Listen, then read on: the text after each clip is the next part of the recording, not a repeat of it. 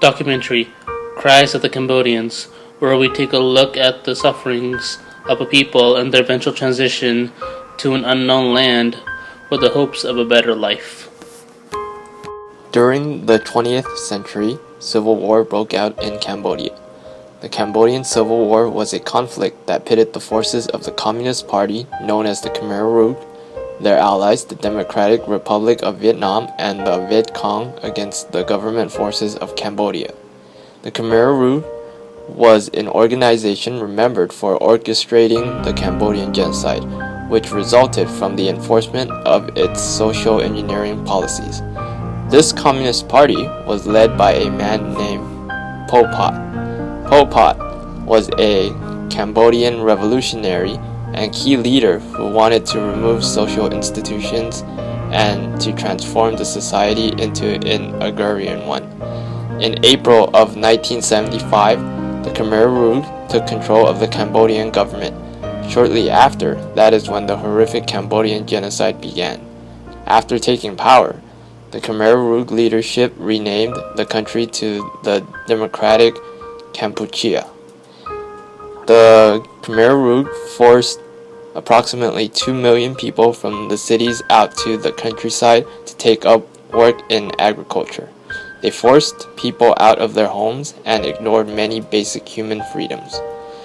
They controlled how Cambodians acted, what they wore, whom they could talk to, and many other aspects of their lives.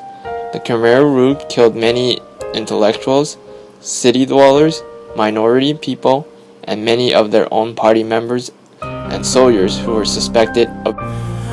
Pol Pot was born in 1925 into a farming family in central Cambodia that was part of the French Indochina. In 1949, he got a scholarship to study radio electronics in France, but soon became too involved with the Communist Party. He lost his scholarship and returned to Cambodia in 1953, and soon joined the underground communist movement. In 1962, Pol Pot became the leader of the Cambodian Communist Party, that later became known as the Khmer Rouge, or Red Cambodians. Pol Pot traveled to Beijing, China, to receive organizational training to strengthen his leadership position. Pushes Pol Pot to create an ideal utopia, a classless society in which everyone is created equal. His reform policies drove many people from major cities and forced them into farm labor positions. He was responsible for the killing of millions of people, especially the intellectuals or those with political experience. In January 1979, the Vietnamese invaded Cambodia and Pol Pot was forced to flee Phnom Penh. Pol Pot retreated into Thailand with the remnants of his Khmer Rouge army and began a guerrilla war against the new puppet government lasting over the next 17 years. In April 1998, 73 years old, Pol Pot died of apparent heart attack following his arrest, before he could be brought to trial by the International Tribunal. And now, a transition from the history of the Cambodian genocide to talking to two respondents who experienced the Cambodian genocide. Respondent 1 was asked how was living in Cambodia during the Cambodian genocide. She said the food was very scarce. We were evacuated to live in the poor countrysides while the Cambodian communists lived in the city. I felt we were being starved, so it was easier for the Khmer Rouge to kill us off. We were prisoners in our own country. The Cambodians killed all educated Cambodians and tied their communist ideology with China. She was also asked, "Did you lose any family members?" She said, "I lost 6 brothers and sisters, and both my parents were killed by the Khmer Rouge." We also asked, "When did you move to America, and how was that move from Cambodia?" She mentioned Vietnam invaded the country and overthrew the Khmer Rouge. She was lucky to escape to the Cambodian-Thai border and resided in the Thai-Cambodian refugee camps.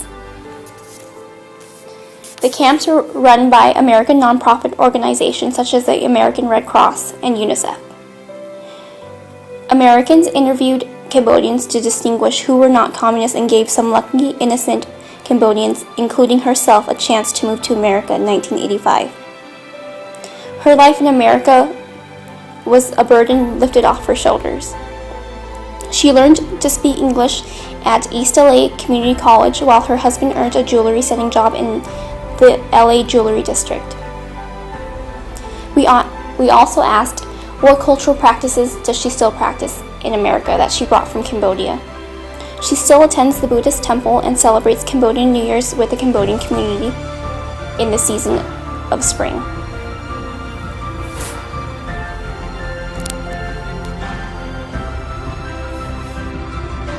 Respondent 2 was asked, how was it living in America as a Cambodian American youth? She mentioned it was very challenging because it did not fit with Western mainstream culture. There were drastic differences in both cultures. Dealing with the trauma of communism and settling in a different country was very challenging, but for the better. Being able to walk around in America without the threat of landmines is a great feeling. She was also asked what traditions she enjoyed better, American traditions or Cambodian traditions. She mentioned she does not isolate cultural practices, for both countries are both enjoyable. Celebrating Cambodian New Year's in the spring and Thanksgiving in the winter are both to her likings. Just like these two interviews, many Cambodian refugees had an opportunity to live in the United States. The United States created programs to aid refugees and give family sponsors who would be financially and personally responsible for them. The program also provided classes for the refugees to learn English and American culture before settling in the United States. In the early 1980s, a large number of Cambodian refugees immigrated in the United States. Many of the refugees were sent to certain locations where the climates were more like home, where they knew friends and relatives had been sent, or where they were rumored to jobs that were familiar to them, or that had higher government benefits. As a result, the majority of Cambodians settled in California, cities such as Long Beach and Los Angeles, which has the largest population of Cambodians till this day. There are also other states with high numbers of Cambodians, which are Massachusetts, Texas, Pennsylvania, Virginia, New York, Minnesota, and Illinois.